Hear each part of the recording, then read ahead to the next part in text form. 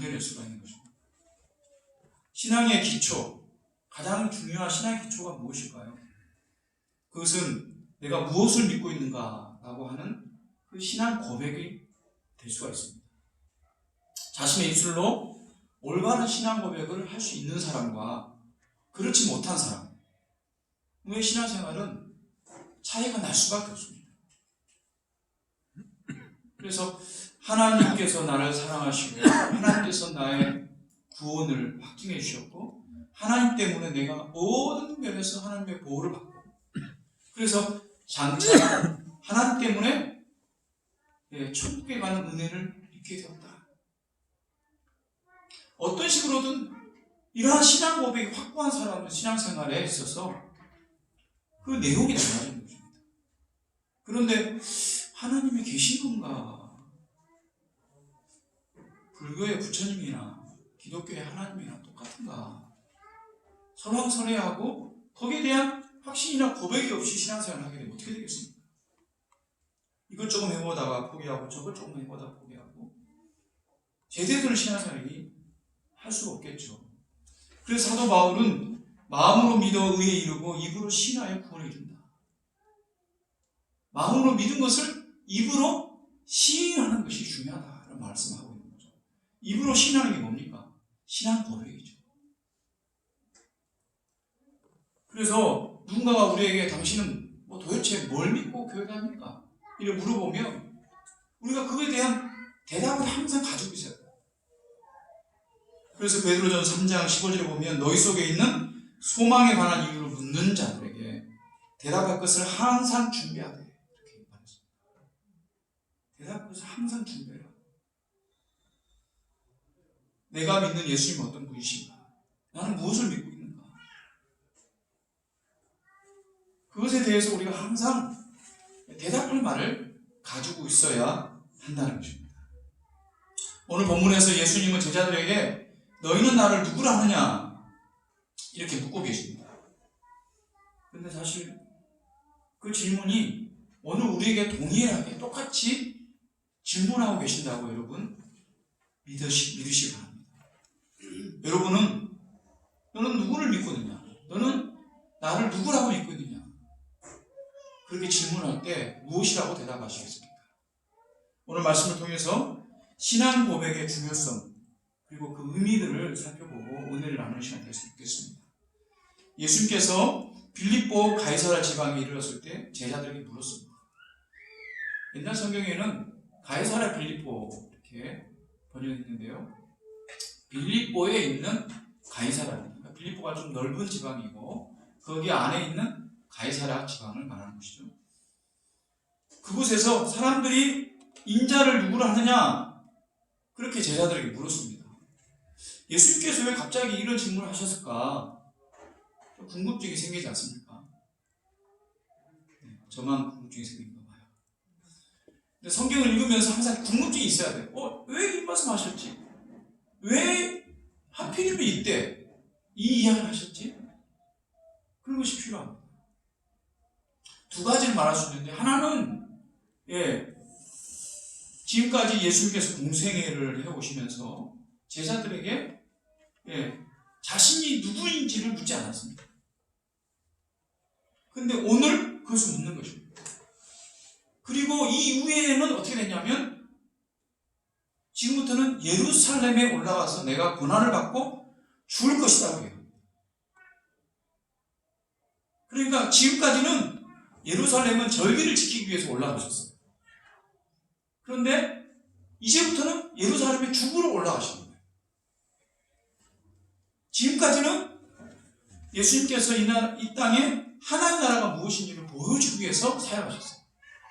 근데 이제는 구원의 마침표를 찍기 위해서 행보를 하시는 겁니다. 그러니까 예수님 사역의 전환점이 되는 거죠. 오늘 사건.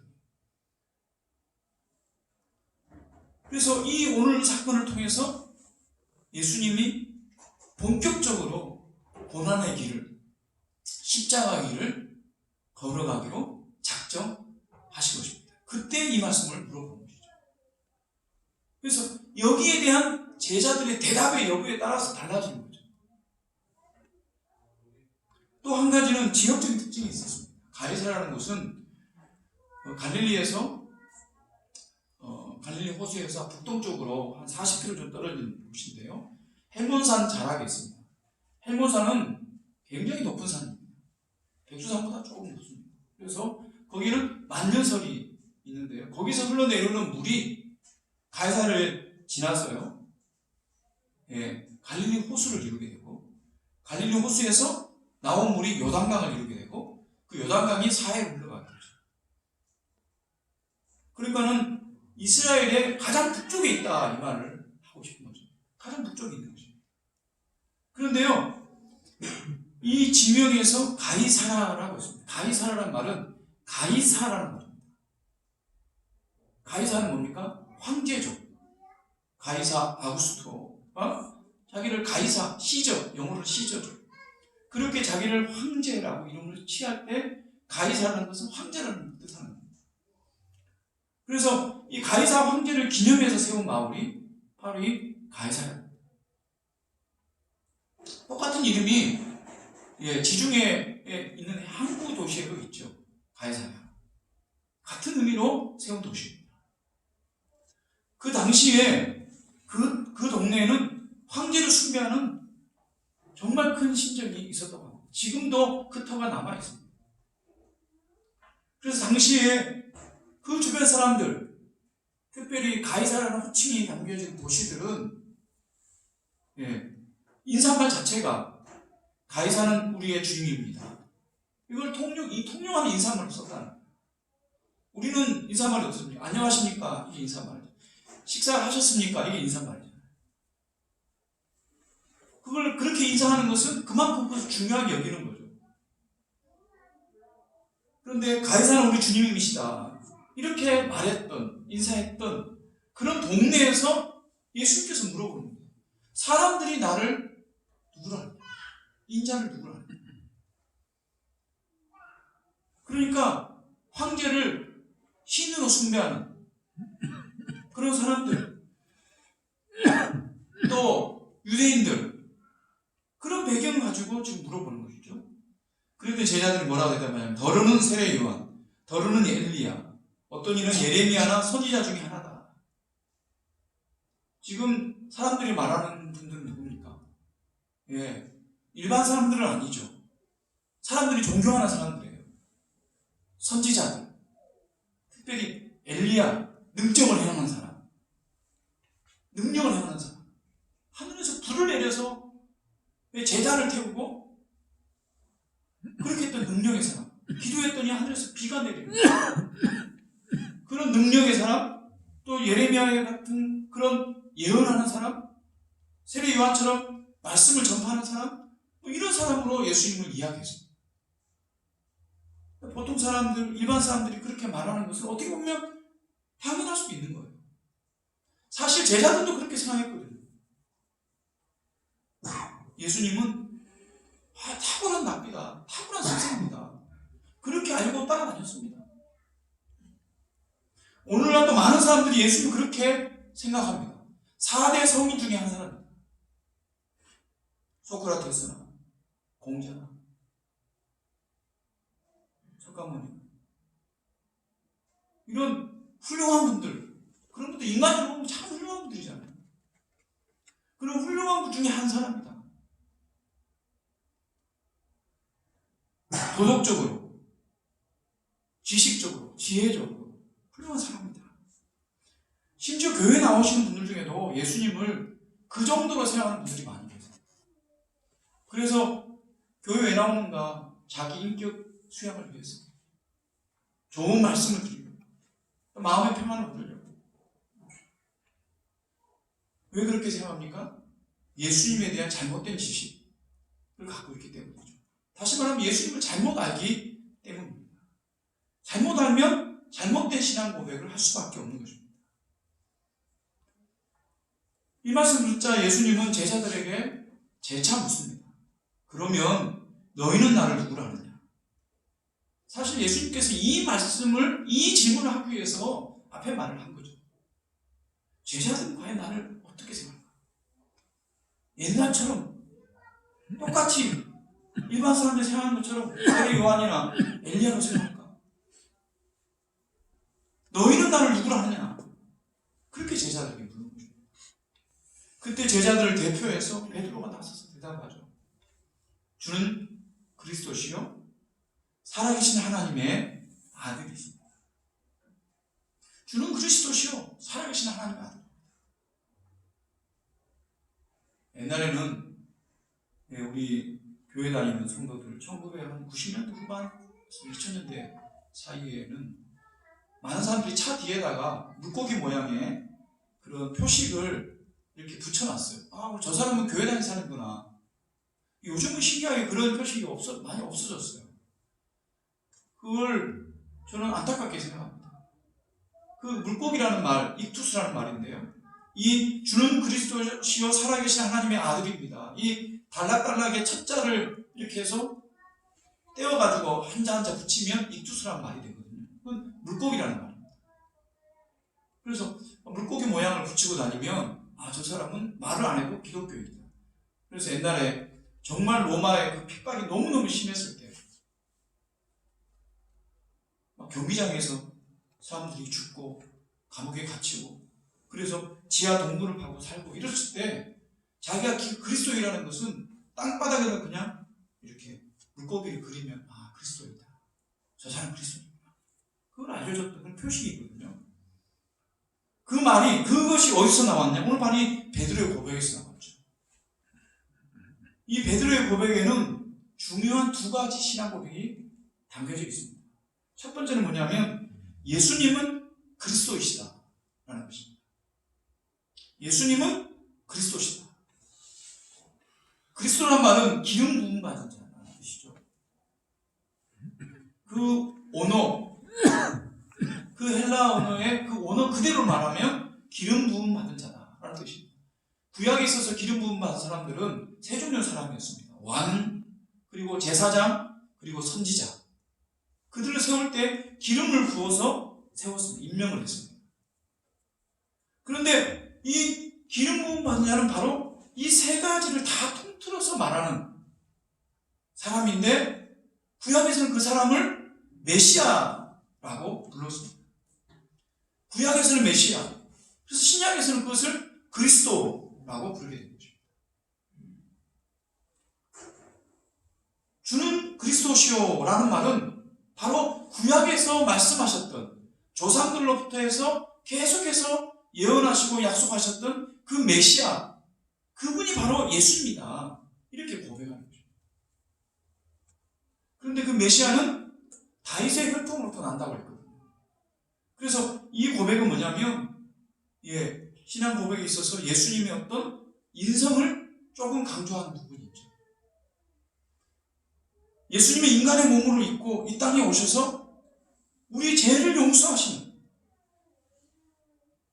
그래서 우리를 구원해 주시는 그런 그리스도다, 메시아다, 이렇게 고백을 하는 것입니다. 두 번째 고백은 뭐냐면 살아계신 하나님의 아들이십니다. 그리스도가 예수님의 인성을 강조한다고 한다면 이 두 번째 고백은 예수님의 신성을 강조하는 거죠. 예수님만이 하나님이시다. 하나님의 아들이라는 말은 그 당시에 하나님이다 이런 말은 똑같은 것입니다. 이것은 뭐냐면 그때 당시에 황제들이 짐은 신의 아들이다 그렇게 말했습니다. 신의 아들이라는 말은 곧 자기가 신이란 말이에요. 똑같이 여기서 하나님의 아들이다 하는 말은 바로 예수님은 살아계신 하나님이다 라고 고백하는 거죠. 이것은 놀라운 고백이죠. 인간의 차원을 넘어선 분이시다라는 것을 고백하는 것입니다. 실제로 베드로는 그것을 목격했습니다. 무리를 걸으신다든지 보리떡 5개와 물고기 2마리 5,000명을 그 자리에서 다 먹이고도 12강 중에 남는 그런 기적을 베푸신 분이 예수님. 이러한 기적들은 선지자들하고는 비교가 되지 않죠.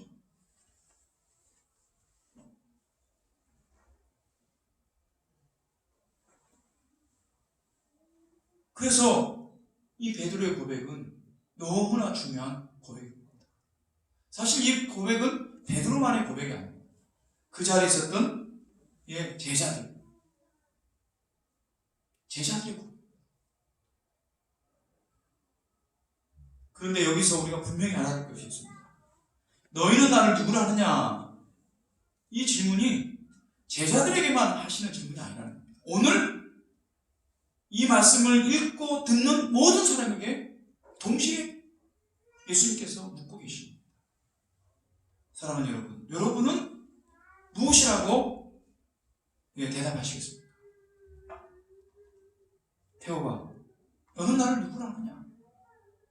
주님께서 저에게 지금 묻고 있다고 하는 겁니다. 그때 제가 베드로처럼 똑같은 대답을 하기를 원하시는 거죠. 주는 그리스도시요 살아계신 하나님의 아들이십니다.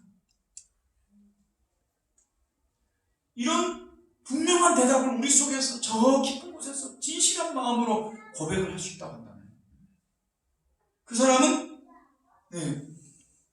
예수님께 주시는 그 구원을 얻는 사람, 예수님의 축복을 받은 사람, 하나님의 자녀로서 살아가는 사람으로서 인정을 받을 것입니다. 오늘날 교회에 나오시는 교회들 중에서 예수님을 올바로 고백하지 못하는 사람들이 많아요.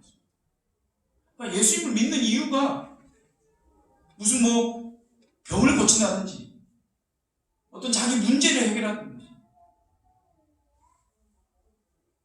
심신의 안전을 위해서 그렇게 교회를 나오는 사람도 있어요. 또 어떤 사람은 복을 준다고 합니다. 세상적인 복, 사업이 잘 되고 자녀들이 좋은 대학 하기 위해서 기도하기 위해서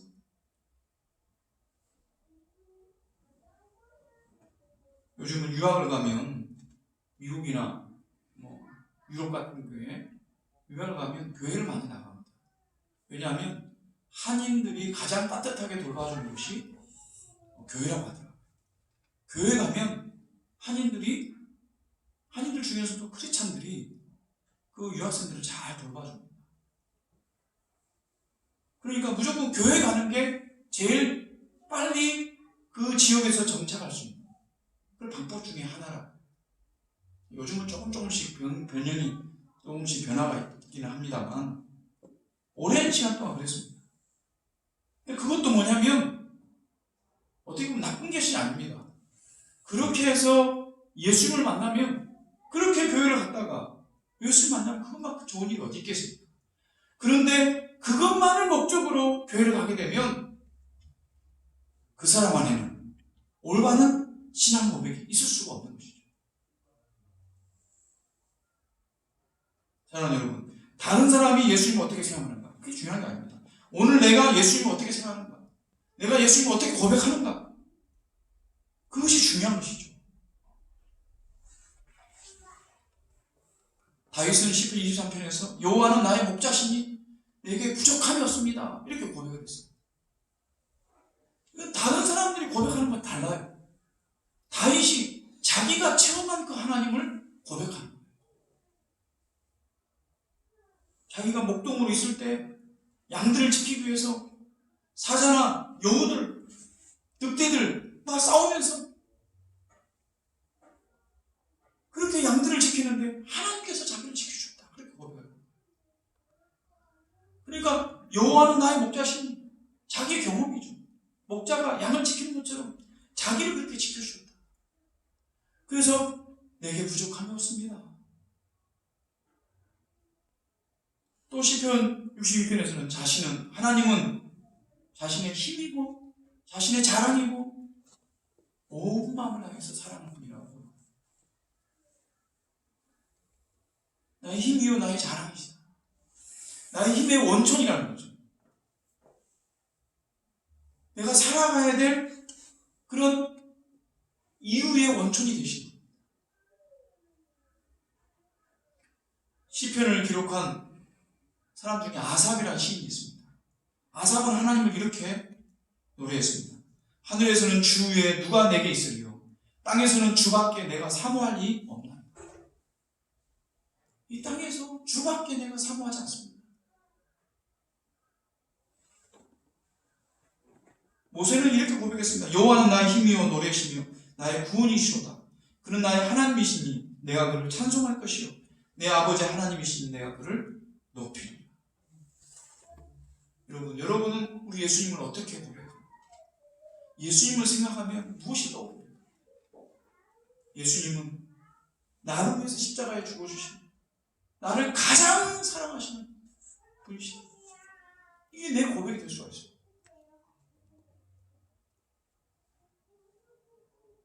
저는 지난번에 우리 여름 수양에 가서 이 장로님의 고백을 들으면서 저게 신앙 고백이다 이런 생각이 들었습니다. 아버지를 정말로 잘 알지 못하고 일찍 돌아가셨어요. 그래서 아버지를 아버지라 부르는 것 그걸 못하고 자라셨는데 하나님을 만나고 난 다음에 아버지라 부를 수 있다는 것이 그 하나님이 나의 아버지다라고 부를 수 있다는 것이 그게 그렇게 감동이었고 감사합니다. 그걸 이야기하셨잖아요.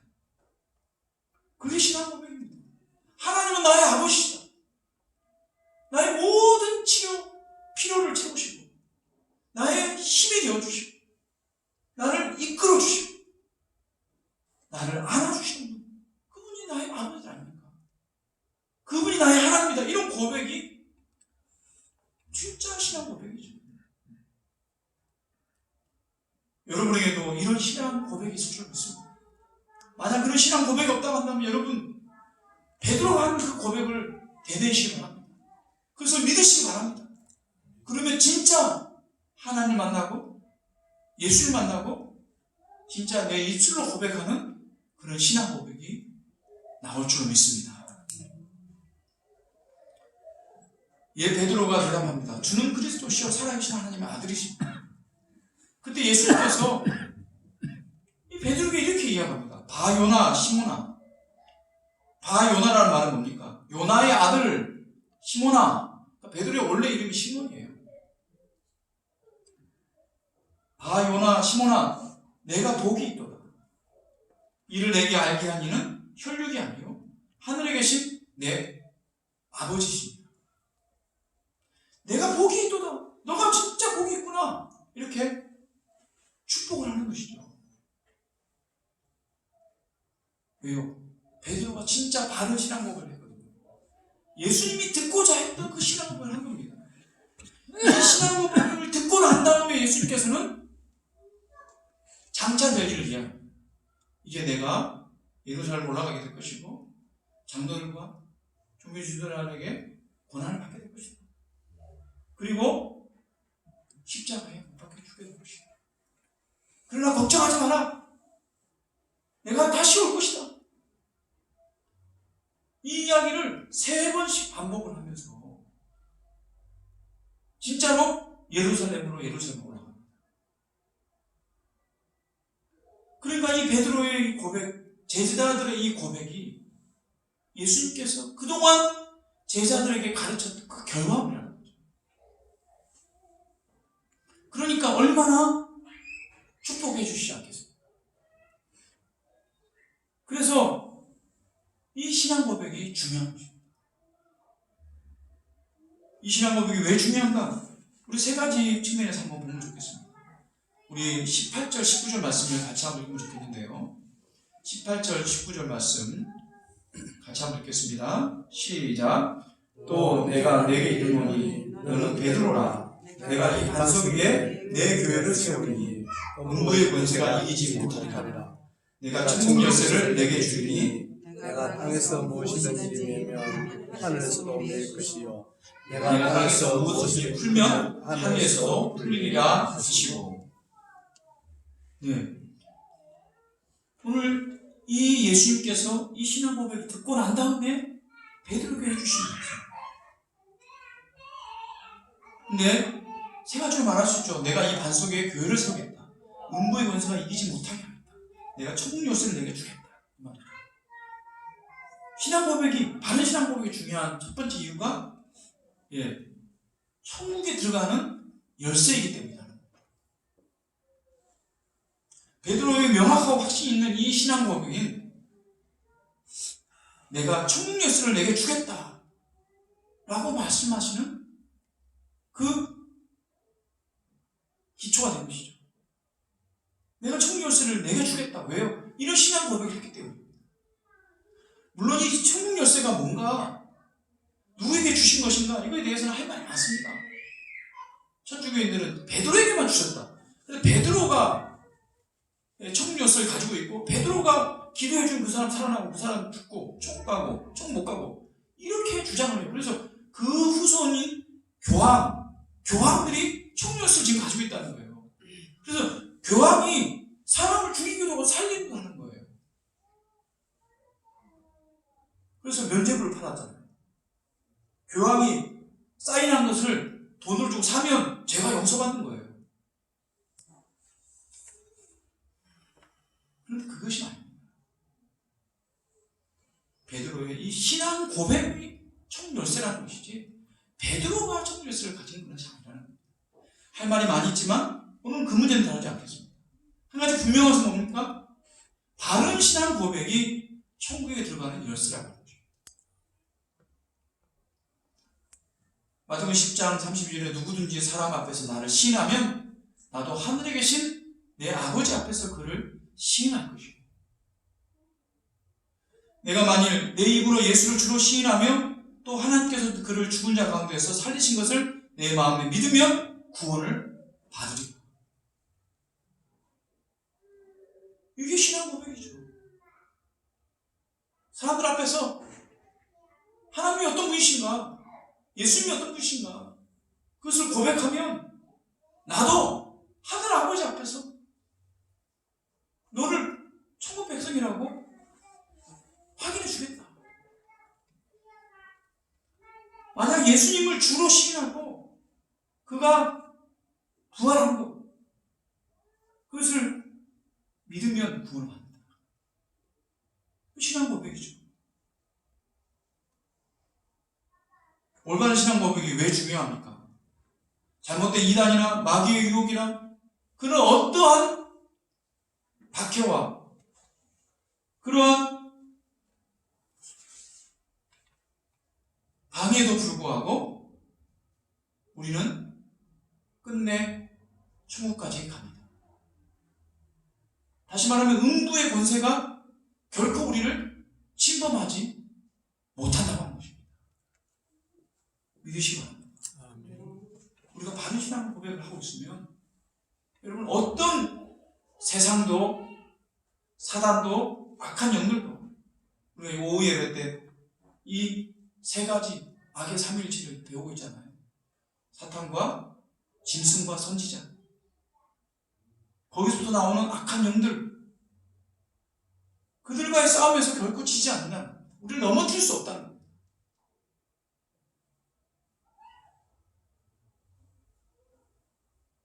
그래서 아무리 이단이 우리를 미혹한다 해도 이 신앙 고백을 올바로 우리가 고백합니다. 그래서 요한일서 2장에 거짓말한 자가 누구냐? 예수께서 그리스도이심을 부인하는 자가 아니냐? 아버지와 아들을 부인하는 그가 저 그리스도니. 예수님이 그리스도다 이걸 부인하는 것을요 교묘하게 거짓말해가지고 부인하도록 만듭니다. 그건 뭐냐면 자기가 그리스도인데 예수님이 사역에 실패해서 자기가 그것을 완성하러 왔다. 예수님도 그리스도로 온 건 맞다.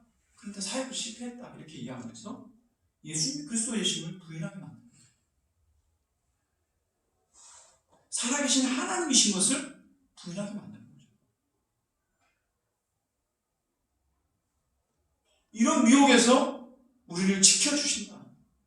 뭐가요? 우리의 바른 신앙 고백. 그래서 바른 신앙이 중요합니다. 세 번째 이유는 뭡니까? 이 이 반석 위에 내 교회를 세우겠다 말씀하십니다. 이 반석은 베드로가 아닙니다. 신앙 고백입니다. 신앙 고백 위에 교회를 세웁시다. 바른 신앙 교회 위에 바른 교회가 세워질 수가 있습니다. 바른 신앙 고백이 없으면 교회가 실 수가 없습니다. 그래서 우리 자녀들이나 초신자들 또 복음을 전해서 그들에게 세례를 주고 하면서 그들을 교육시키는 이유가 뭡니까? 바른 신앙 고백을 하기 위해요. 그래서 그 바른 신앙을 한 사람들이 모인 곳이 교회가 됩니다. 아무리 많은 사람들이 모여도 신앙 고백이 바르지 못하면 그래서 교회가 될 수가 없는 겁니다.